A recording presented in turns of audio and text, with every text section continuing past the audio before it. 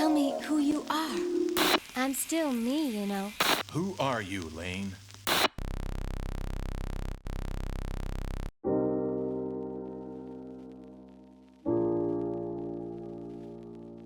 The inciting action of Serial Experiments Lain is Chisa's suicide. It leads off the anime before we even get a hint of who Lain is, aside from the OP. For a moment, she's a nobody and Chisa is the star.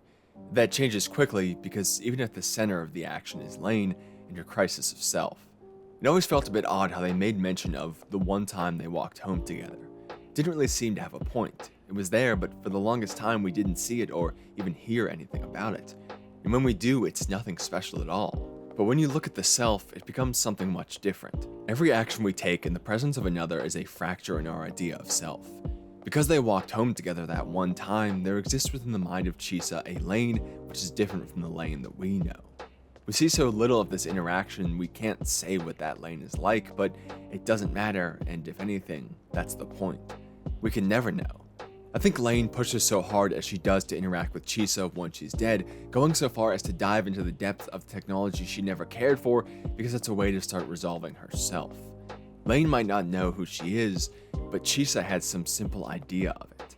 If she can figure out what that version of herself in her head is, then maybe she can start to piece together her full self. Her crisis of self may kick into high gear when she finds other versions of herself within the Wired, but it's present from the very start. Because this act isn't just her worrying about what someone else thought of her, it's something greater. Lain hardly knew Chisa. I don't think these questions are about a girl who died, but rather a girl who, like everyone, will someday die. They're about Lain. These questions like what it feels like to die and where she went aren't coming out of nowhere. They're probably rooted in a prior contemplation. She's asking these things out of fear, out of how they will one day apply to her. Before she even thinks of entering the Wired, within her there exists another Lain. One who is fearful of the world, one who doesn't want to figure out who and what it all is, but wants to leave it instead. The questions she asks Chisa are really about that self and trying to reconcile it with her true self, the physical body and the thoughts and feelings we have most commonly, the ones we would call ourselves. She wants to find out how much of this self is actually part of her true self. This is the first imbalance of self that Lain explores, the one we feel we are and the one that feels it's part of us. The easiest way for me to explain this personally is depression, but that isn't a limiting factor on it, just the way I've experienced it. On productive days where I'm getting decent work done, or where I'm with others having fun or being active and my mind doesn't have time to wander into uselessly dark thoughts, there's a more concrete and solid me.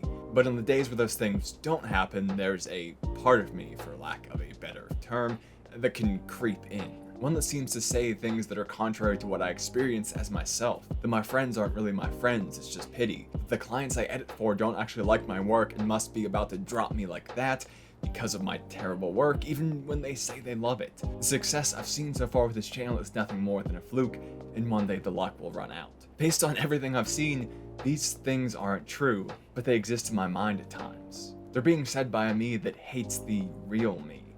I have to question how much of these feelings are actually part of me though, and how much they're a product of things that are around me say. These things influence how I act. I know there are certain things I say or do to try and validate the positive and crush the negative things. Times where I'm a bit extra to try and prove myself as a funny and outgoing person, as if to look at the negative side and say, you're wrong. But in doing those things, in some way, don't I just validate that darker side exists? My fear of it validates it as something powerful. I can't deny it, so when who I am can change so much from day to day like that, who really am I? Which one of these is truly me? But fighting within herself clearly isn't the only way her self is questioned. It's impossible to deny that the anime presents a lack of true connection. Her family is anything but loving, and as we learn, is actually entirely fake anyway. Her friends are hardly friends, two of them openly mocking her, and Alice who, despite her seemingly good intentions, still sees Lain for something she isn't. I bet there's a really fun girl inside that shell you're wrapped up in, just dying to get out. Like what we just discussed, Alice sees another version of Lain exactly like Lain does in herself. But Alice isn't just incidentally validating Lain's fears in this, she's actively adding to the crisis of self. Everyone is all the time. Every character in the anime is seeing her as something different. Her sister sees her as a child who still has imaginary friends, her father as a daughter, but first and foremost a mission, her mother as a complete nothing, two of her friends as a regrettable tag-along, and Alice as a boring girl but who someday might not be, and so on. I think this is another reason she tries so hard to make that connection within Chisa, because of how little a cohesive version of her seems to exist within not just her life, but within everyone she knows. As she begins to question herself, it's likely she would also grow to contemplate how others view her as well. Helping this is the emergence of her other self in The Wired, but we'll get to that more properly in a moment.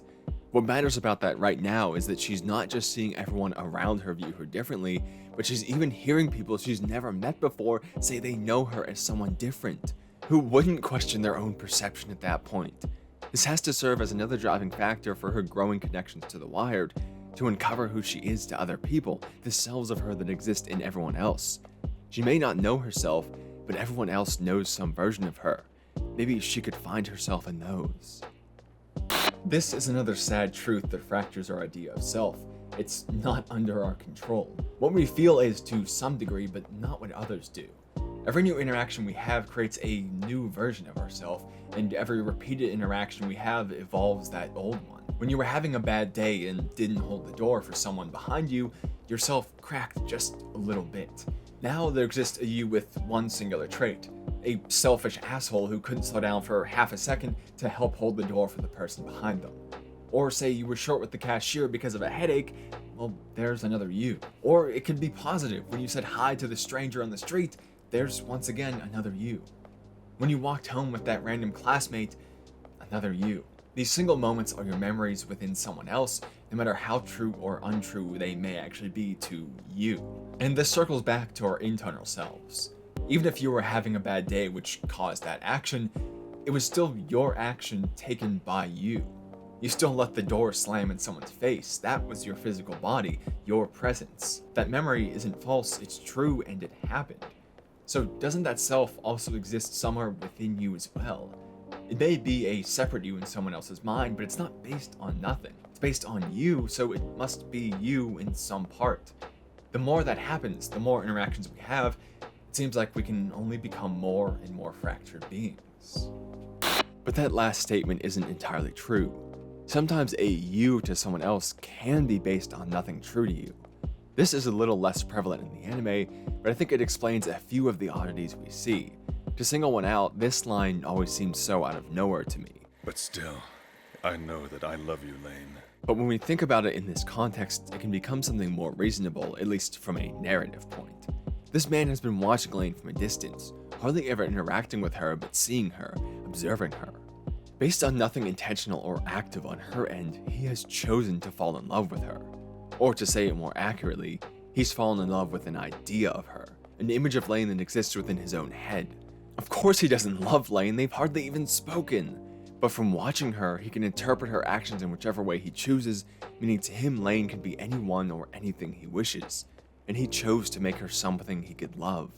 He loved his idea of Lain. From his own desire, a new version of Lain came to being, one based on fiction rather than the vague reality we've seen so far. No matter what she does, where she is, more Lains continue to appear. To once again relate things here to the real world, I have a simple example. I'm sadly very tall, sitting at 6'5", and comboed with this in school I was exceptionally awkward. I mean, to the point I said maybe one or two sentences in an entire day. So I had very limited interactions with others. But from being right there, they incidentally observed me as I did with them. Somehow, to some of those people, I became something to be feared. I had an actual interaction where someone I didn't know came up to me simply to say they were scared of me because I was tall and awkward, and then they walked away. And on the flip side, as an incidental observer myself, I remember having crushes on people I'd never said a single word to, but only seen from across the classroom or the halls. Crushes like that in general are a form of creating a false self of someone else within your own head, taking what you've seen without their intent and making it into something you like. In moderation, this isn't harmful, it's just a human thing to do. But when this kind of non-consensual creation goes out of hand, it can be even more impactful than the selves we're aware of, and entirely without input from the original self. Sometimes the simple act of being a human is enough to fracture ourselves, whether we're even aware of it or not. Was it maybe something I did or said? No matter where you are, everyone is always connected. They're worthless, don't you think?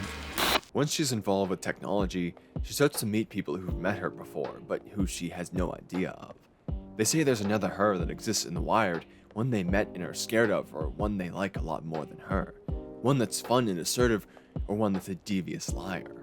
All the other methods at least required some physicality, her presence was needed. Now, that's not a concern at all. The technology of her world creates the myth of Lain, one which extends far beyond human means. Without even knowing it, without her in any physical way taking part in the creation of them, there's other forms of herself out there that are making impressions and changing who she is in the collective. It's no mistake that this crisis of self was tied to a rapid advancing technology in the anime. This line, delivered with just the animation of her father's face to limit any distractions and emphasize the point, says it best. It's just an advanced medium for communication. Don't ever get it confused with the real world. And then it's followed by this exchange after Lane's contradictory response. Don't worry, Daddy. I'm still me, you know. Sometimes I wonder. While much of Serial Experiments Lain is a surreal mess, the simplest summary of her actions is tearing down the barrier between the real world and the wired. And throughout this, she encounters people who have widely varied images of her because of technology, and she herself becomes completely different because of it. Think about it. She tries to find herself through technology, at first by attempting to speak with Chisa, moving on to using it for research and discovery, and finally by using it to essentially control the world. Many of these scenes feature Lain which could almost be called different characters. In trying to find herself, Lain only facilitated a further destruction of herself. This is just like how there are other hers in the minds of people she knows, but because of technology there are other hers in the minds of people she doesn't know, and in fact even more in the mind of her own self. Technology allowed for this fracture of self at the minds of others to be rapidly advanced in a way humans were never prepared for. The more technology advances, the more connected we become as a whole, but the less cohesive we become as ourselves. That's the point of her father's wording and a direct statement by the anime from how Lain struggles.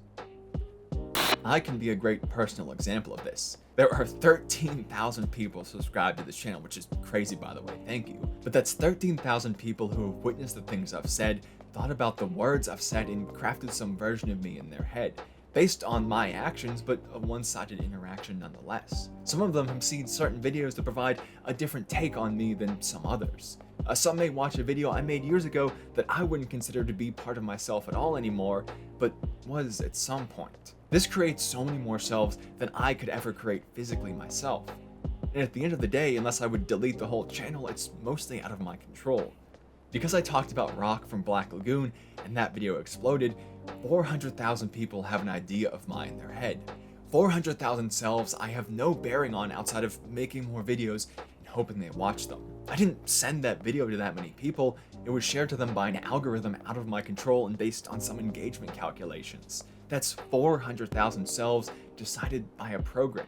400,000 selves I could never reconcile. 400,000 selves that are much more flat and one-dimensional than I would consider myself to be, like the other Lains are described. More confident and assertive or downright evil, simply projections that don't represent the true her, if that even exists. Our advancement into the technological over the physical has provided us with a lot of good, but it's undeniable that it's also led to ourselves being more and more fractured, just like what we see Lain go through. The genius of Serial Experiments Lain is recognizing all of these facts, these selves from our own minds, other minds, technology, and so on, but then bringing them into physicality so it's even easier to understand. For us, this battle has mental bounds, which only cross to the physical in dire situations.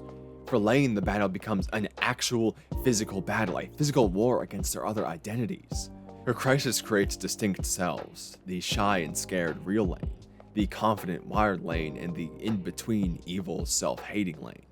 This is actually something written into the script of the series, with 3 Lains which were directed to have 3 distinct vocal performances.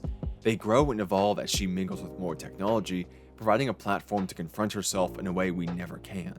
And that aspect that comes into play with the rapid advancement of technology is why Lain's distinct selves are so poignant. She fights them, even seemingly physical assaults them, so much more than we could ever do, but what do her attempts at killing those selves actually manage?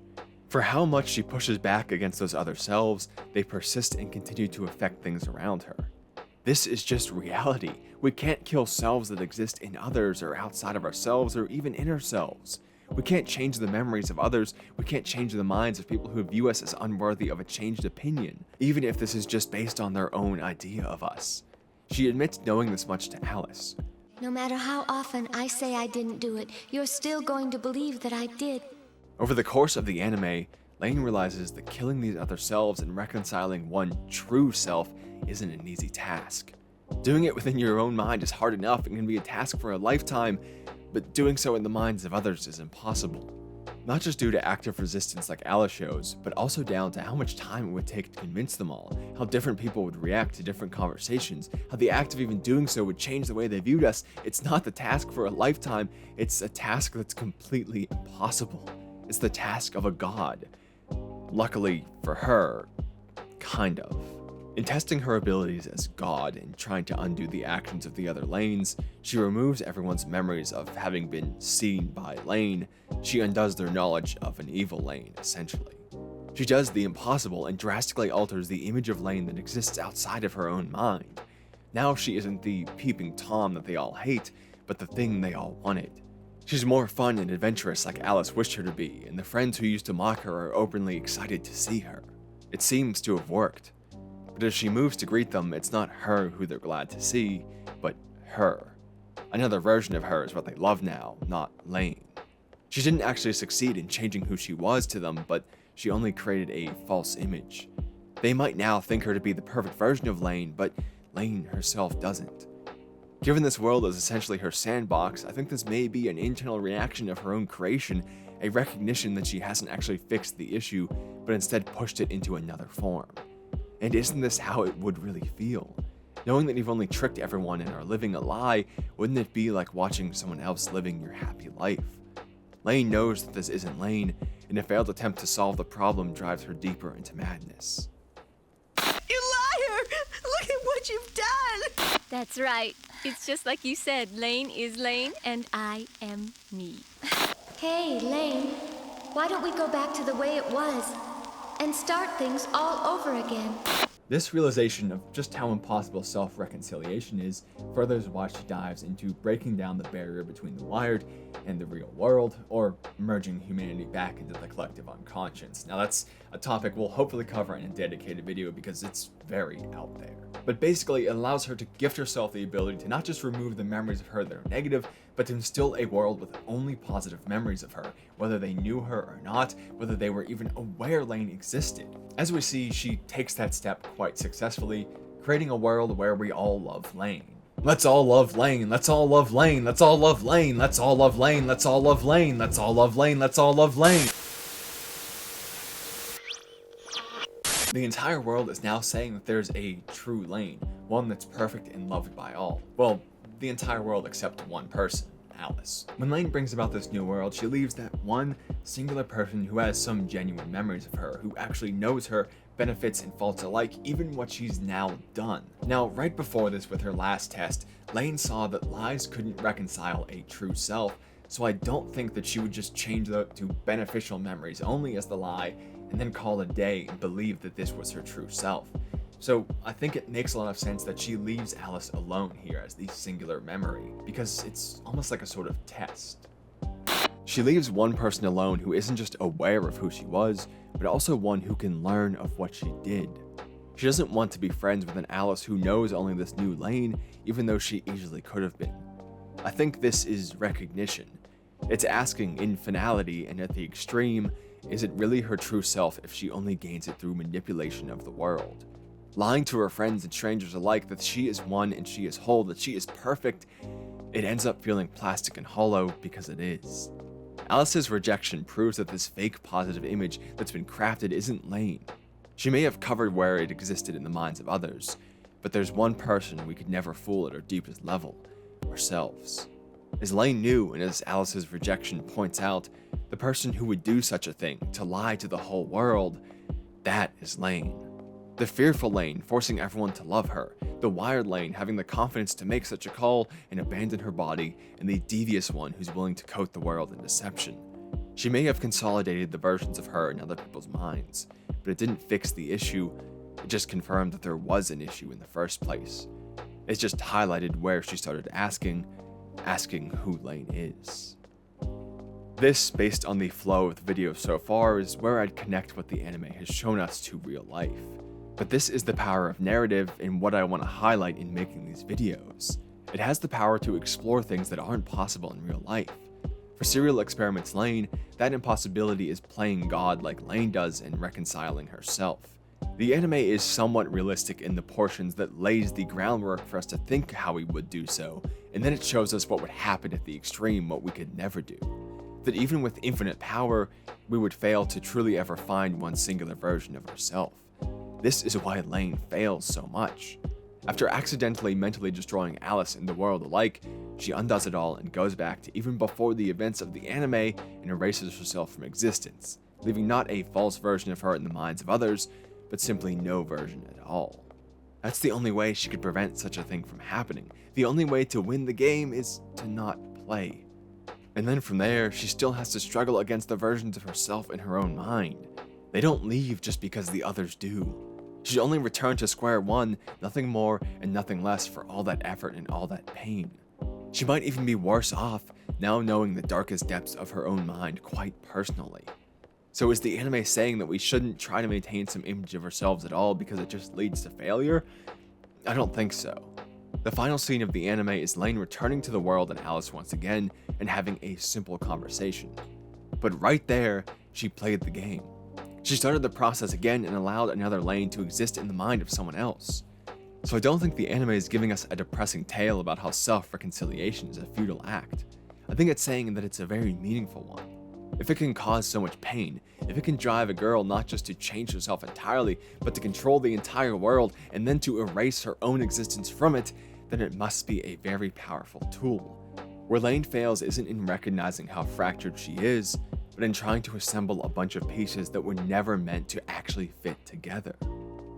What's important isn't solving or reconciling ourselves, it's just being aware that they're there. It's knowing that within our own minds and others' minds they exist, and doing our best to consider with all of that who we think we are. Who we are changes all the time. We've mentioned this fact before, but even though we recognize how we've changed in the past, we usually refuse to believe we'll change in the future. We say, this is me, and this is it. But we change all the time. We aren't one singular entity called the self. We're many versions of that image across space and across time, across our own lives and the lives of others. We have to recognize this fact and ponder it.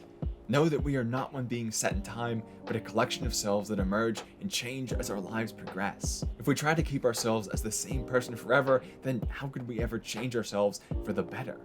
If we fight it, we're just changing anyway like Lain does, but in the vain service of simply because. So the anime isn't just dropping on us this story of Lain with her crisis of self and telling us this self doesn't exist, we're all fractured, there's nothing you can do about it, you don't know who you are.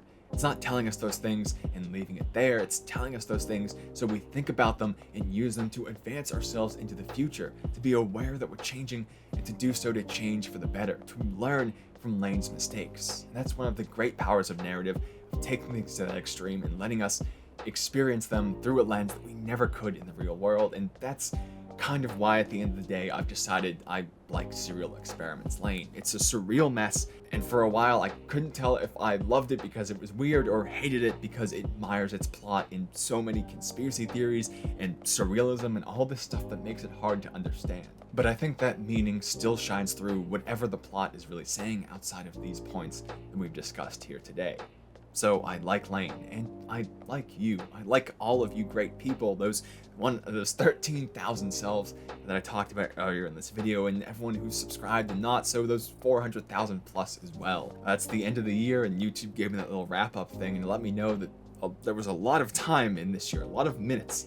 Millions of minutes spent watching my channel, and that's insane, and that does make a lot of me's out there, but that's also why I try to be very real in these videos and discuss my own weakness as examples, because I think it's important to try to make those selves as true as possible to me, weaknesses and benefits all alike. So I hope I've done that here today, and I hope I've, managed to make you think about yourself and yourselves and all of that today, because I'm not giving answers here, I'm just hoping to provoke thought, so I really hope that is what happened here today. Anyway, I've made this a long, rambling outro like usual, completely off script, so I'll just leave you with some important links in the pinned comment, Twitter, and Discord, where you can chat, hang out with me and some fans, and most importantly, Patreon, where you can get your name at the end of videos like these lovely people on screen now, as well as some additional benefits once we get more people going over there. But anyway, thank you for watching, more videos on screen, and I hope I'll see you again soon.